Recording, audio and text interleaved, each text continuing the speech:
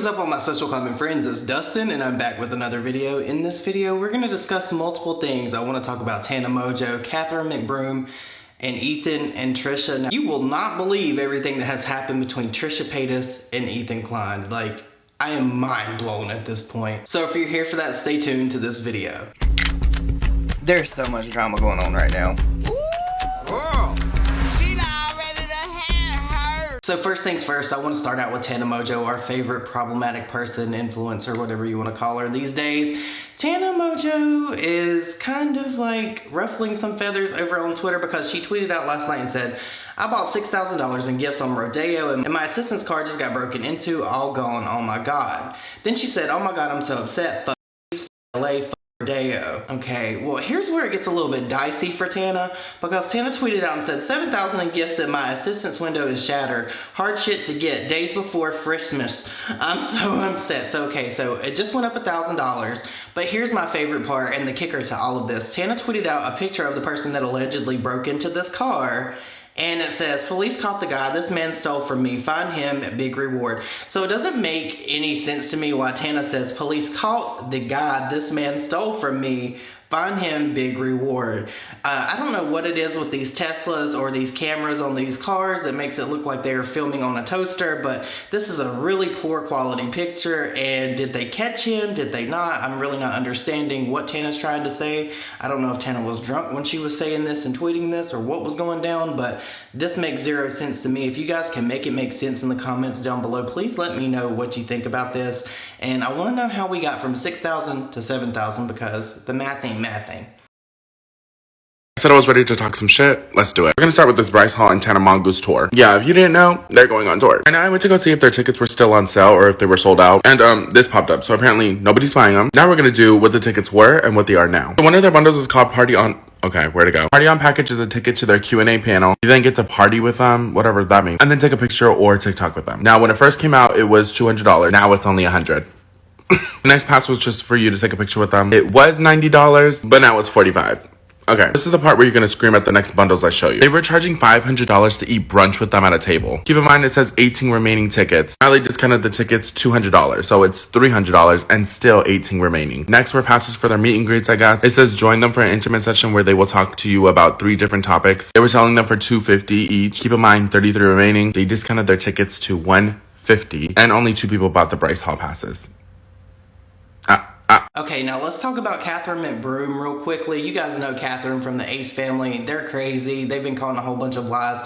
But this most recent thing, like, literally blows my absolute mind. Like, this makes no sense to me why she done this or why she even decided that she was going to put this on the internet, because this is very dangerous. And now keep in mind, I do believe that everybody has bodily autonomy. You can do whatever you want to your body, but that does not mean that I'm not going to call you stupid for doing so. Now, Katherine put on her Snapchat and said, for years I haven't really had a period due to pregnancies and breastfeeding, and when my period would come back, they would be long lasting and painful, so I decided to get an IUD. And about a year and a half ago, when my son was born, and it was the biggest mistake, the hormones released in my body have caused so much damage. I also haven't had my period for almost 8 months. I got a download the other day that I needed to immediately remove it to get myself healthy again. Okay, you need to stay off TikTok. These people with this shit saying that they're having a download that is coming from the universe, y'all need to calm down. Like, you're not getting a download, child. That is just a passing thought that's going through your head. There's nothing being downloaded to your brain. That is not how that works. I assure you that the universe is not talking to you in that way, telling you to remove your IUD. She then went on to say, I read it was difficult to take out yourself, but that didn't stop me. When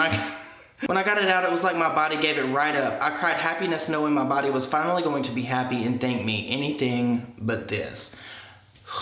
Oh my God. Like, these social media influencers are crazy. Like, you don't do stuff like this. And I'm not saying you don't do stuff like this because you can't do stuff like this. Of course you can do stuff like this.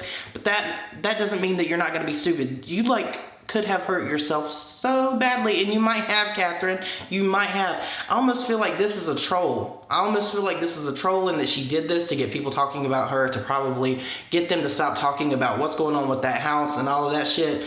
This is crazy. This is not something that you do. This is not something that you do and then you show the world. It's just not. This is very dangerous for you to put out into the world, girl. Like, you don't do stuff like this because you have such a big following. Somebody might get the idea or the inclination to do this themselves and really hurt themselves. Like, do better, Katherine. Do the better. But you guys, let me know what you think about that down below. Now let's talk about Trisha Paytas and Ethan Klein. Now, as you guys know, as of my last video, Ethan shredded Trisha in a podcast or a live stream. Wasn't a podcast, it was a live stream. And he didn't hold any punches. Everybody was saying that he went mask off, gloves off, and he did. But he ended up deleting that, or deleting the parts where he did that in that live stream out of fear of possibly having his channel removed or getting a strike. Ethan ended up getting a strike, but not for the live stream. It was for some old video that was on his channel. And he's pretty much alleging that probably Trisha Paytas fans done that. I don't know if they did or not, but here's what Ethan had to say. And you guys have no idea that pressure I've been under. I literally have no choice but to erase. I can't talk about it anymore, and I'm sorry to everyone who is mad or disappointed. And Ethan's mom actually ended up chiming in and had this to say on TikTok. Hi guys, this is Donna. This is not my usual TikTok. This is regarding my son Ethan. A few minutes ago, he posted this. Our final Christmas podcast that we've been planning for a month will not be happening. We just randomly got a strike because a video we reacted to over a year ago was deemed too dangerous to watch. They won't even tell me what it was. Can't upload for a week. I don't know about you, but I'm not happy. So I thought, what can I do to protest? And I thought, you know what? I'm going to get on TikTok and assemble my Dawn Arc army. You guys make your own TikToks and tell them how you feel. Get on Twitter and tell them how you feel. Monarchs, Dawn Arcs, unite. Ethan, we got your back. Donna just covered the first tweet that Ethan put out, so I'm going to read the rest for you that he put in this thread. He said, ironically, the videos we attach can still be found on YouTube as age restricted, so I don't understand why the heavy hand for us, YouTube. Please reconsider your decision. It has a tremendous negative effect on our business and community during an important time. And finally, a congratulations to all the trolls that have been mass flagging every video we've ever made. With any luck, you'll have our channel erased by Christmas, at Team YouTube. Now, here's the thing that has a lot of people upset, and I can understand why. Now, we all know how hard Ethan has went on Callie, Trisha's sister, over the past couple of months, over the 5%, the tickets, all this different shit. But Ethan's sister actually chimed in and said a lot, and basically, in my opinion, threatened Trisha Paytas. She responded to someone and said, of course, everything Trisha Paytas touches turns to shit. And then she put out her own tweet and then quickly deleted it. It said, at Trisha Paytas, karma is a motherfucker.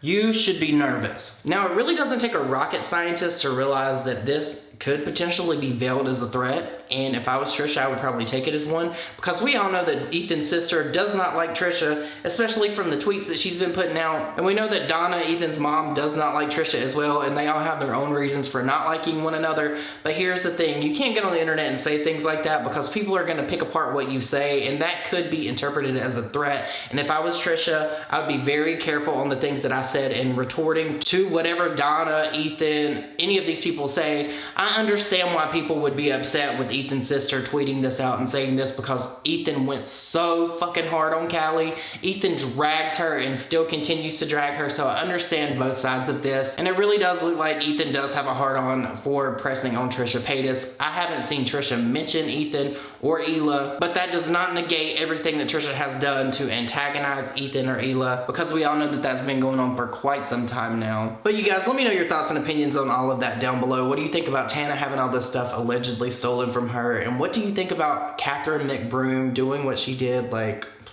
it's giving me like she wanted attention. And what do you think about Ethan, Hila, and Trisha, and Ethan's sister? And I kind of wanted to come on here and talk about Gabby Hanna, but then I'm like, no, I don't want to give her the attention that she's seeking, because we all know that this Red Table Talk with Gloria Estefan came out, and I'm like, I have opinions about it, but I don't want to like poke the beast when it comes to Gabby, because we all know how Gabby is. If you say her name, she'll appear. But you guys, please let me know your thoughts and opinions on all of this down below. I hope you all have an amazing day, and I'll see you all in my next video. Bye, guys.